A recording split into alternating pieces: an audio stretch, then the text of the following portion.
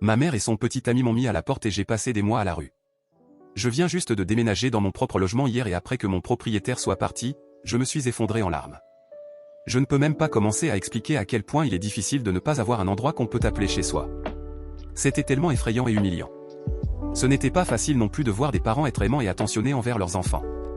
Je me demandais pourquoi ma mère n'était pas comme ça. Heureusement, j'avais un travail, mais la crainte de devoir chercher un endroit sûr pour dormir après le travail alors que les gens rentraient chez eux était le pire. Le sentiment de désespoir complet était écrasant. J'avais l'impression de ne jamais pouvoir sortir de cette situation. Mais malgré tout, je me suis poussé parce que la seule personne qui pouvait me sortir de cette situation, c'était moi. J'ai pris un jour après l'autre et j'ai toujours harcelé mon patron pour avoir plus d'heures et j'ai économisé chaque centime.